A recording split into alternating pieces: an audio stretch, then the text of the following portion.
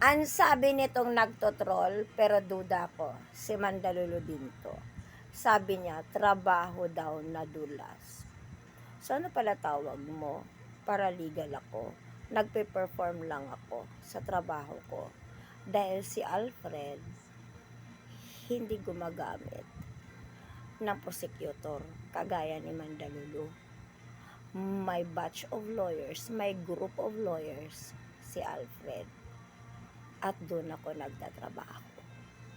'Di ba? Ngayon, pakita nyo kung anong trabaho talaga ni Mandalulu. Kasi pag sabihin yung negosyo, nakakatawang negosyo yan. Nagwi-withdraw sa Cash G, sa 7-Eleven. Walang account name ng bangko na doon pumapasok ang kita ng sinasabi niyang negosyo. So ngayon, kung trabaho ni Mandalulu ang pag-uusapan natin, yung nag-fixer ba siya?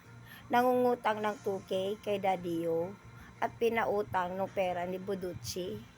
Ha? Dahil magbabayad daw siya. Oo, kapag nagbayad, yung kliyente niya na inasikaso niya ang papel. Trabaho ba yan?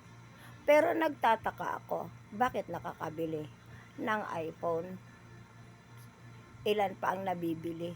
Anong trabaho niya? Manggagancho lang? O bayarang vlogger? Lord, malapit na birthday ko. Sana mamatay lahat ng DDS vloggers na bayaran. Wow!